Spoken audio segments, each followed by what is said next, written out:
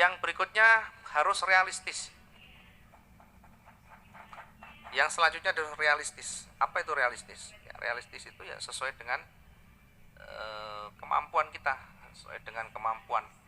Kalau misalkan satu hari bisa 10% dan itu bisa bertahan lama, maka realistis. Kalau 1% tidak mampu, maka bukan tidak realistis. Tapi kalau 1% kita bisa lakukan dengan baik, bisa profit dengan konsisten, bisa mengendalikan ketika market naik turunnya, maka ini dianggap realistis. Bahkan ada yang satu hari bisa 5%. Oh, saya 5% bisa dengan segala bisa dijalani dengan baik. Maka yang kita maksud dengan realistis ini profitnya ya.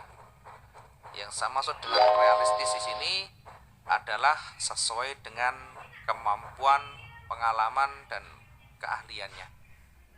Ya, orang yang punya keahlian 10% dan terus-menerus ada. Orang yang punya keahlian 5% satu hari terus-menerus ada.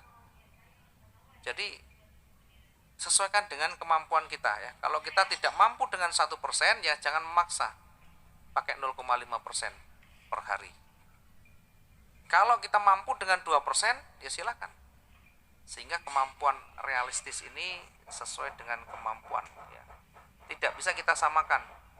Harus dengan angka yang sama. Realistis dalam trading itu 1% per hari. Ya, tapi ada yang bisa lebih dari ini, maka itu realistis. Ya, realistis sesuaikan dengan kemampuannya, keahliannya dan pengalamannya.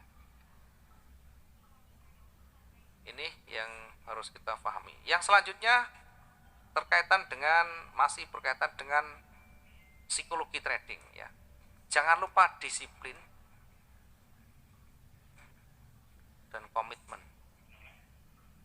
Ketika sudah menjalankan sistem trading kita dengan baik, ketika entry sudah ada syaratnya, ketika kita nanti rugi sudah ada batasannya, sudah ada cara recovery-nya, maka jangan lupa untuk selalu disiplin mengikuti sistem trading kita. Komitmen menjalankan sistem trading kita. Ketika tidak memenuhi syarat, maka jangan memaksa untuk kita entry di sana. Yang selanjutnya yang menjadi bagian yang paling penting di dalam trading, dalam psikologi trading adalah kesabaran. Kesabaran dalam menunggu momentum, dalam menunggu peluang yang ada. Diingat, trading tidak bisa instan tapi membutuhkan kesabaran. Trading membutuhkan proses. Dan proses ini membutuhkan waktu, tidak bisa instan. Maka kalau mereka yang mau instan, mau cepat, ya berarti tidak cocok di dunia trading. Kalau kita mau ekspres, mau cepat, maka sangat tidak cocok kita masuk dunia trading. Karena terburu-buruan yang selalu mendorong kita akan menjatuhkan, akan menjerumuskan kita di dalam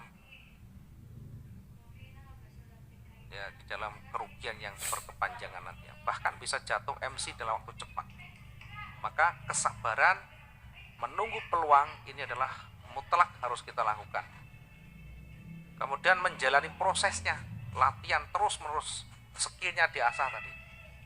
Sehingga tadi untuk menemukan satu peluang, untuk menemukan satu titik yang nyaman di dalam trigger kita, itu membutuhkan latihan yang banyak, membutuhkan latihan yang panjang, dan latihan itu butuh proses. Ada salah kita koreksi, besok lagi kita terapkan lagi, salah kita koreksi lagi, dan seterusnya.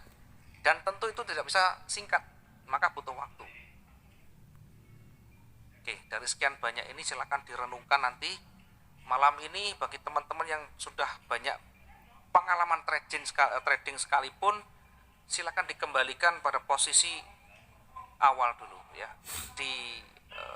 Renungkan dulu yang sudah kita sampaikan ini, satu persatu kita renungkan. Mana yang menjadi titik lemah saya? Mana yang menjadi saya tidak bisa konsisten di dalam profitnya.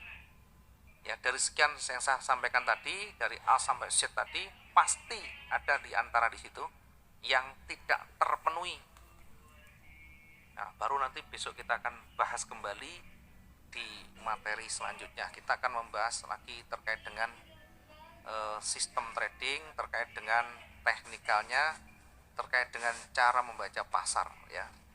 Kalau hanya analisa bisa banyak dibaca di buku-buku, di googling juga banyak, ilmu candlestick itu juga luar biasa banyaknya, maka tidak saya jadikan sebagai materi utama.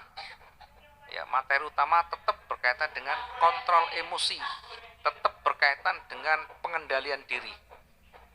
Ya, setelah ini nanti baru kita masuk di money management, belum ke sini, tapi money management dulu.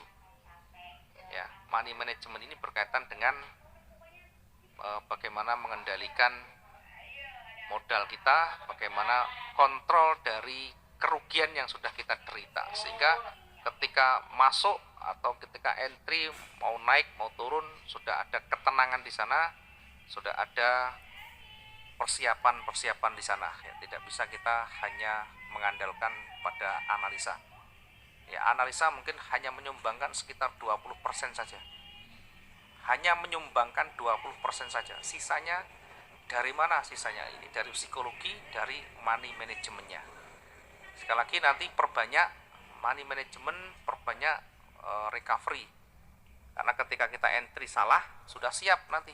Entry salah tidak menjadi masalah.